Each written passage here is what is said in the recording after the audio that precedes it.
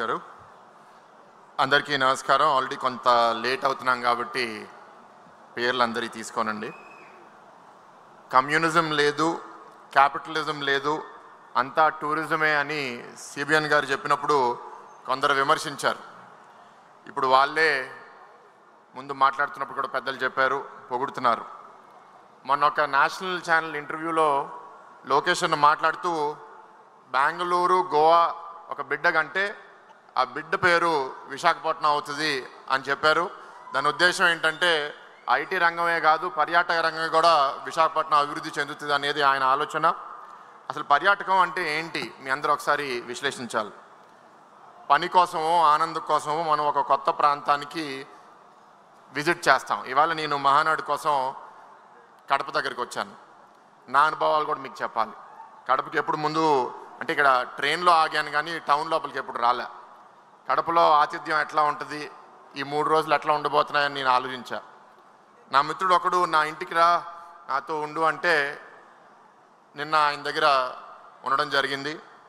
వాళ్ళు చాలా ప్రేమగా అక్కడ నన్నూరి షర్బత్తు, ఇవాళ పొద్దున కారం దోశ తినిపిస్తే నేను నా ఇంట్లో ఉన్నట్టు నాకు అనిపిస్తుంది.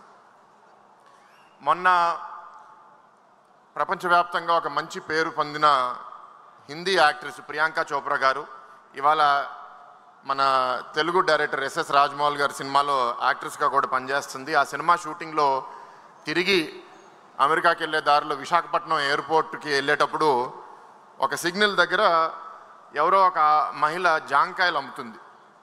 జాంకాయలు ఎంతమ్మా అంటే 150 రూపాయలు అని చెప్పింది.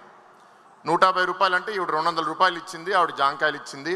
50 రూపాయలు మిగిలిన తీసుకోండి అంటే అవసరం లేదు, మీరు ఉంచుకోండి అని ప్రియాంక చోప్రా గారు చెప్పారు. ఆ మహిళ కొంతసేపు ఆలోచించి సిగ్నల్ మారే లోపల తిరిగి వచ్చి ఇంకో 2 జాంకాయలు ఇచ్చేసి వెళ్ళిపోయింది. అంటే ఆ 50 రూపాయల చారిటీ కూడా నాకు వద్దు, అది తెలుగు వాళ్ళ ఆత్మగౌరవం. అది చూసి నాకు చాలా ఆనందంగా అనిపించింది. ఇంకో ఉదాహరణ, నేను మొన్న మా అబ్బాయిని తీసుకుని అమెరికాకి వెళ్తే అక్కడ ఒక క్రూజ్ ఎక్కాం, ఒక బోటు. అది సముద్రంలో ఒక రోజు వెళ్ళి పక్కనే ఒక దేశం బహామాస్ అనే దేశంలో దిగి, ఆ దేశంలో దిగినప్పుడు అక్కడ ఒక ట్యాక్సీ డ్రైవరు ఆ ఊరిలో ఒక దగ్గర నుంచి ఒక హోటల్కి తీసుకెళ్ళాలి. 15 నిమిషాల ప్రయాణం.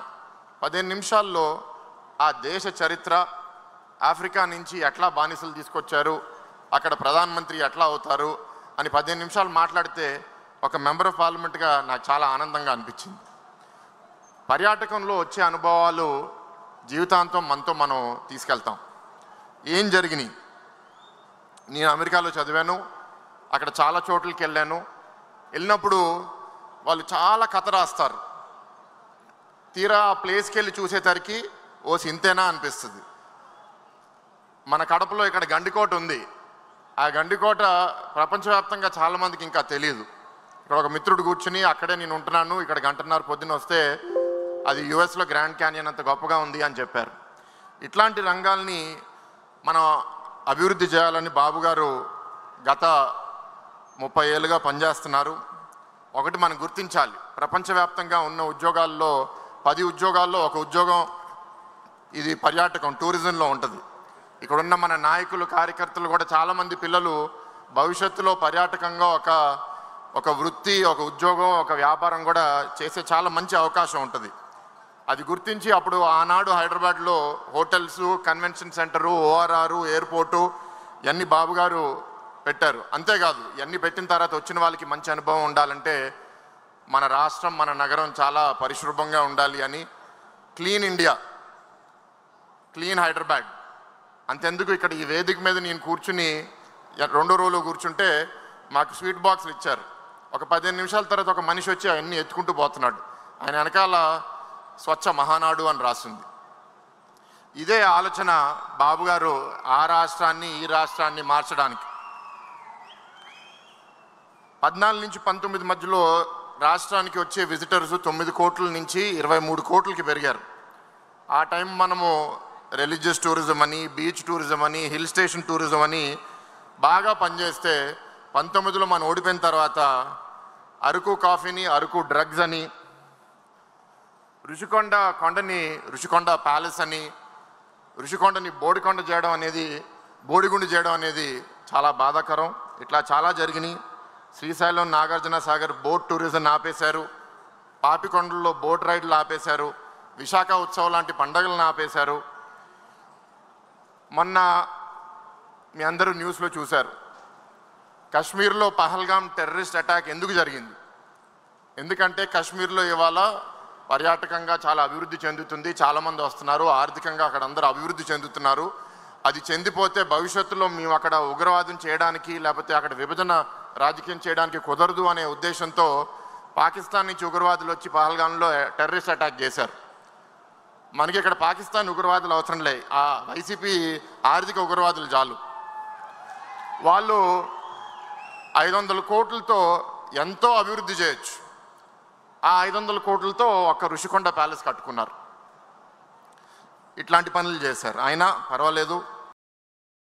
ఇవాళ మళ్ళీ మన ఇండియా కేంద్ర మంత్రిని కలిసిన అరకు కాఫీ వాళ్ళకి ఇవ్వడం, దాని ప్రాముఖ్యత చెప్పడం, మేమందరం మెంబర్స్ ఆఫ్ పార్లమెంట్లో కూడా అరకు కాఫీ స్టాల్ పెడితే దేశవ్యాప్తంగా ఉన్న అందరూ మెంబర్స్ ఆఫ్ పార్లమెంట్ 800 మంది మన కాఫీ తాగి చాలా బాగుందయ్యా మీ కాఫీ అని వాళ్ళు కూడా దాని గురించి పోస్ట్ చేస్తుంటే చాలా గర్వంగా అనిపిస్తుంది.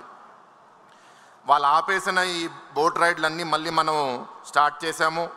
క్రూజెస్ కూడా వైజాగ్లో ఒక క్రూజ్ వచ్చింది. ఏదో రోజు ఆ క్రూజ్ అండమాన్కి కూడా వెళ్ళాలని కోరుతున్నాను.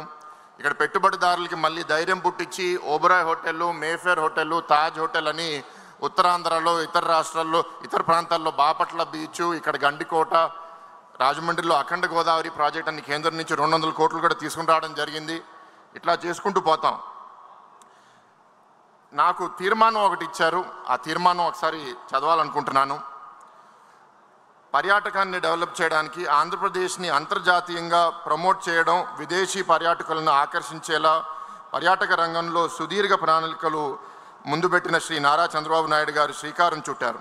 రాబోయే 5 ఏళ్ల కాలంలో టూరిజంలో పెట్టుబడులు సాధించి అభివృద్ధి చేయడమే లక్ష్యంగా టూరిజం పాలసీని ప్రవేశపెట్టి పర్యాటక రంగాల్లో దాదాపు 25,000 ఉద్యోగాలు తొలి దశలో, ఈ 5 సంవత్సరాల్లో నా అంచనా ఇంచుమించు 2 లక్షల ఉద్యోగాలు పర్యాటక రంగాల్లో వస్తాయని చాలా బలంగా నమ్ముతున్నాను. ఈ కూటమి ప్రభుత్వం కూడా మానాడు వేదికగా నేను అభినందిస్తున్నాను. అటు ఉత్తరాంధ్ర నుంచి ఇటు రాయలసీమ ప్రాంతం దాకా పర్యాటక అభివృద్ధి దృష్టి సారించి ఏడాది పాటు టూరిజం ఫెస్టివల్ క్యాలెండర్ ద్వారా మరింత అభివృద్ధి దిశగా రాష్ట్రాన్ని ప్రగతి పథంలో పయనింపజేసేలా ఈ తీర్మానాన్ని ప్రతిపాదించడమైనది. దీంతో నేను 2 పాయింట్లతో ముగించేస్తానండి.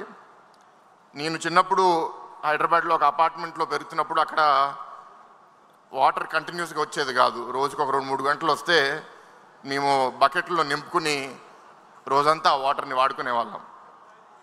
మా అమ్మ నాకు నీటి విలువ ఏంటి, ఎందుకు మనం బయట చెత్త వేయకూడదని నాకు బాగా నేర్పించింది. ఇవాళ నేనేంటంటే ఎక్కడికి వెళ్ళినా సరే ఒక ప్లేస్ చాలా అద్భుతంగా ఉండాలి, అది చూస్తే ఎవరికన్నా మనసు ఆకర్షించాలి, మళ్ళీ మళ్ళీ రావాలనిపించాలని నేను ఎక్కడికి వెళ్ళినా సరే చెత్త డస్ట్బిన్లో వేస్తాను తప్ప రోడ్డు మీద ఇక్కడ బయట ప్రాంగణంలో నేను వేయను. కానీ ఒక అనుభవం మీకు చెప్పాలి. గత సంవత్సరం ఎలక్షన్కి రిజల్ట్స్ వచ్చే ముందు నేను జపాన్కి ఒక వారం రోజులు వెళ్తే ఎక్కడ చెత్త తీసుకున్నా జేబులో పెట్టుకుని నేను ఊరంతా ఎతుకుతున్నా, ఎక్కడుంది చెత్తబుట్ట వేద్దాము అని. ఎక్కడ దొరకట్లా. ఏంటయ్యా మీ దేశంలో మీకు చెత్తబుట్టలు లేవు అంటే, ఆ దేశంలో ఉన్న వాళ్ళ జేబు నుంచి ఒక చిన్న ప్లాస్టిక్ చిట్టి తీశారు. అది ఓపెన్ చేస్తే ఇంత బ్యాగ్ అవుతుంది. మేము నేర్చుకున్నది ఏంటి అంటే మా దేశంలో మేము చెత్త, మా బాధ్యత ఏంటంటే చెత్తబుట్టలు వేయడమే కాదు, అసలు చెత్త తయారు చేయడమే మాకు ఇష్టం లేదు. అందుకే ఇది మాకు ఒక లెసన్. మా జేబులో ఇది పెట్టుకుంటాము. ఒకవేళ చెత్త ఏదన్నా ఆ రోజు మాతో ఉంటే ఆ ప్యాకెట్లో పెట్టుకుని ఇంటికి తీసుకెళ్ళి మా ఇంట్లో చెత్తబుట్టలు వేస్తాము. మనం ఇంకా దాని నుంచి చాలా దూరంగా ఉన్నాము. ఇక్కడ ఈ గ్రామాల్లో నేను ఎక్కడ చూసినా సరే చెత్త రోడ్డు మీద చూస్తుంటే నాకు చాలా బాధ కలుగుతుంది. కానీ మనం తప్పకుండా బాబు గారి నాయకత్వంలో, లోకేష్ అన్న నాయకత్వంలో ఆ డైరెక్షన్లో వెళ్తాము.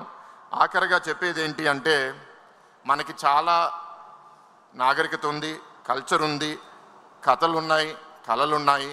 అవన్నీ మనం కాపాడుకోవాలి. ఎప్పటి నుంచో మన పూర్వీకులు చెప్పేది అతిథి దేవో భవ అనేది మనందరూ ఆలోచించి ఆ విధంగా మనం పనిచేస్తే రెస్ట్ ఆఫ్ ద వర్క్ బాబు గారి నాయకత్వంలో, లోకేష్ అన్న నాయకత్వంలో, వేదిక మీద ఉన్న నాయకులందరూ, ముందున్న నాయకులందరూ కలిసి పనిచేసి ఈ రాష్ట్రాన్ని ఒక స్వర్ణాంధ్రగా తయారు చేస్తారని చాలా బలంగా నమ్ముతున్నాను.